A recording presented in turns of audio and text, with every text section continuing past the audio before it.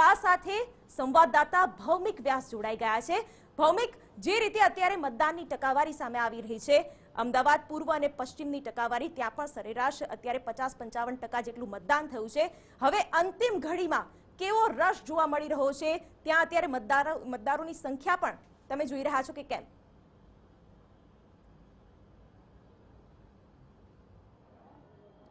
શિવાની, બિલકુલ છેલ્લી 15 મિનિટ બાકી છે અને દરેક રાજનૈતિક પાર્ટીએ જે ઉમ્મીદ કરી હતી કે આ વખતે મતદાનની ટકાવારી વધશે, પણ ક્યાંક ને ક્યાંક લાગી રહ્યું છે કે દરેક રાજનૈતિક પાર્ટીની તે ઉમ્મીદ ખરી ઉતરે એમ નથી।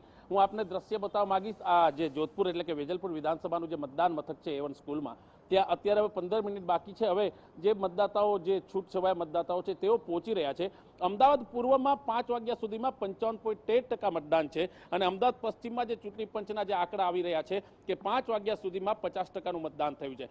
2000 મતલબ આની પહેલાની લોકસભામાં લગભગ 63% મતદાન હતું। ઉમ્મીદ હતી કે તેના કરતાં પણ મતદાન વધશે, પણ માનવામાં આવે છે કે બપોરના સમયે ગરમીની અસર ક્યાંક ને ક્યાંક મતદાતા ઉપર થઈ છે। વહેલી સવારથી લાઈનો જોવા મળી હતી, વહેલી સવારથી કતારો જોવા મળી હતી, લોકોમાં ભારે ઉત્સાહ હતો। રાષ્ટ્રીય અધ્યક્ષ અમિત શાહ મતદાન કરવા પહોંચ્યા હતા, પ્રધાનમંત્રી નરેન્દ્ર મોદી પહોંચ્યા હતા, પણ બપોરના 12 વાગ્યા બાદ ક્યાંક ને ક્યાંક મતદાતાઓમાં નિરુત્સાહનો એક માહોલ જોવા મળી રહ્યો છે। આપ જોઈ શકો છો કે અત્યારે જે લોકો બાકી છે, જે લોકો પોતે પહોંચી રહ્યા છે, 6 વાગે દરેક મતદાન બૂથ મથકના ગેટ બંધ કરવામાં આવશે। અંદર જે લોકો હશે તેને મતદાન કરવામાં દેવામાં આવશે। 6 વાગ્યા બાદ કોઈને પણ અહીંયા પ્રવેશ નહીં મળે, કારણ કે સ્વાભાવિક છે કે સરકારી કર્મીઓ પોતાની કાર્યવાહી કરશે, એટલે કે જે ઈવીએમ છે સીલ કરવાની જે પદ્ધતિ છે તે પ્રમાણે તેઓ આગળ વધશે।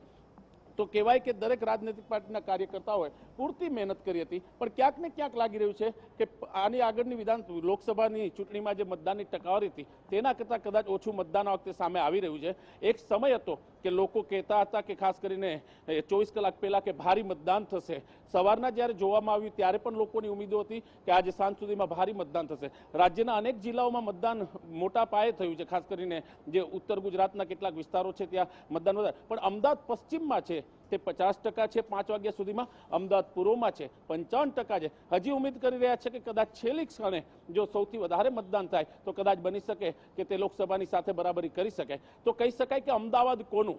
ભાજપનો ગઢ ગણાય છે। અમદાવાદ પશ્ચિમ અને અમદાવાદ પૂર્વ, આ બંને બેઠક ઉપર ભાજપનું પ્રભુત્વ છે। આ બંને બેઠકોને લઈને પ્રધાનમંત્રી નરેન્દ્ર મોદી સહિત શહેર સંગઠન, પ્રદેશ નેતૃત્વ પોતાની પૂરી તાકાત અજમાવી ચૂકી છે। પણ હવે જ્યારે મતદાનની ટકાવારી ઓછી થાય ત્યારે સ્વાભાવિક છે તે સવાલ ઊભો થાય છે કે અમદાવાદ પશ્ચિમ અને અમદાવાદ પૂર્વનો ગઢ કોનો રહેશે? તે આવનારી 23 મે બતાવશે। પણ એક વાત નક્કી છે કે ગરમીએ ક્યાંક અસર કરી, ક્યાંક તો કહેવાય કે ક્યાંક મતદાતાઓનો નિરુત્સાહ પણ સામે આવ્યો અને તે જ કારણોસર માનવામાં આવે છે કે મતદાનની ટકાવારી ઓછી લાગી રહી છે। બિલકુલ, એટલે ક્યાંક ને ક્યાંક એ ફેક્ટર્સ કામ કરી ગયા। એક તરફ હવામાનના કારણે ક્યાંક મતદાનની ટકાવારી ઘટી છે અને બીજી તરફ જે નીરસતા જોવા મળી રહી છે શહેરી મતદારોમાં પણ, તે પણ આજે મતદાન મથકો પર છવાયેલી રહી હતી। ત્યારે અમદાવાદ પૂર્વ અને પશ્ચિમ આ